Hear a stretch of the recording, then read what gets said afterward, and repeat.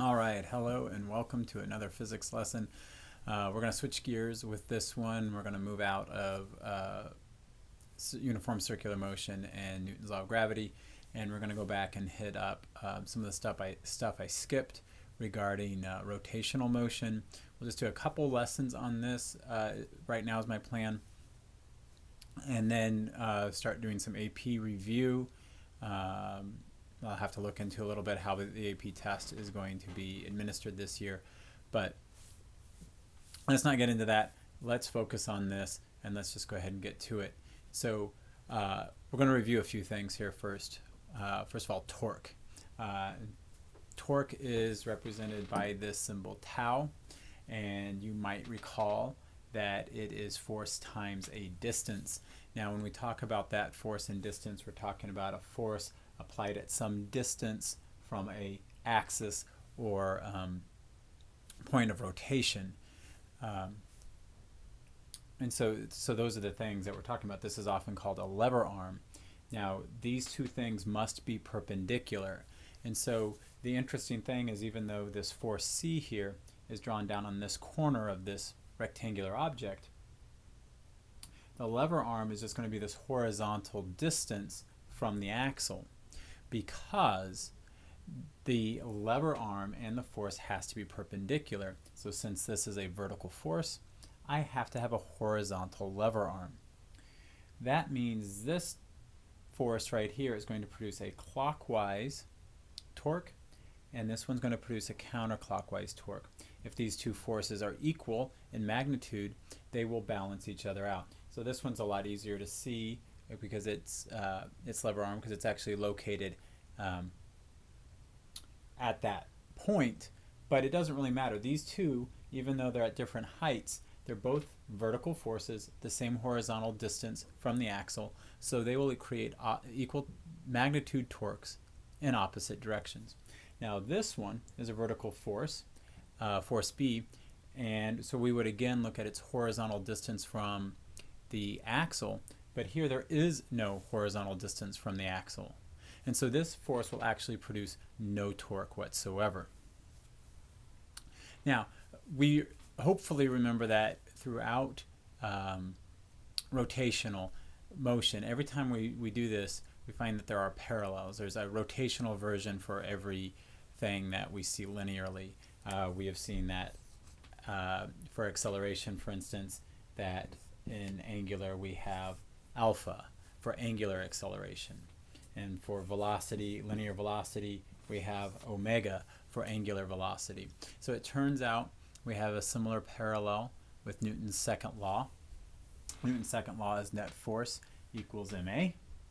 Well, so we just need the rotational parallels for that, and we have Newton's second law for angular motion.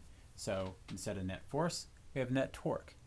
The torque is a force that applied to create a rotation, right, in such a way that it can cause the object to rotate. We already know the parallel for acceleration as well. It's angular acceleration, alpha. And in fact, we've also already encountered the analog for mass, and that's moment of inertia. And so we've really already had the entire toolkit to kind of logic this out. We just haven't done it before. This behaves basically just the same way as Newton's second law for linear motion. So in linear motion, we talk about an object will have a constant velocity unless there's a net force. And so we say that we don't have to have a net force for something to be moving. Likewise, we have to have a net torque for there to be an angular acceleration, but if something is got a constant angular velocity, there does not necessarily have to be any torque acting on it at all. It would have a net torque of 0. So we need a net torque to change the acceleration, the angular acceleration. So, and the object might not, so in theory, this doesn't tell us, what direction it's moving, or even if it is moving. Remember, an object could instantaneously have 0 angular velocity, but have an angular acceleration. That just means it's not going to, it's not rotating, but it's going to start rotating, in the next instant. Okay, so that kind of brings us to that. Hopefully that made sense. Let's talk let's review this angular momentum. Sorry, not angular momentum. A moment of inertia term real quick. That basically is just looking at how spread out the mass is. So if something is more spread out, like these two masses, compared to these two, they're going to have a greater moment of inertia. So that's the kind of the idea there. And you should remember that earlier we had a whole reference table of a whole bunch of different angular momentums. I have posted that to Classroom again. But here's two of them that we have studied. We could do a disk through an axis right through the center of it. And the moment of inertia for that would be 1/2 the mass of that disk times its radius squared. And you can see this hoop, on the other hand, it is just mr squared. Since this mass is more spread out, we're going to get a bigger moment of inertia for the same mass. This will be twice the moment of inertia as this, even if they're the same mass and the same radius. Because again, this one's more spread out. And so that's the idea behind moment of inertia. All right, that was pretty quick. Hopefully it made sense. If you have questions, please let me know. And thank you for watching.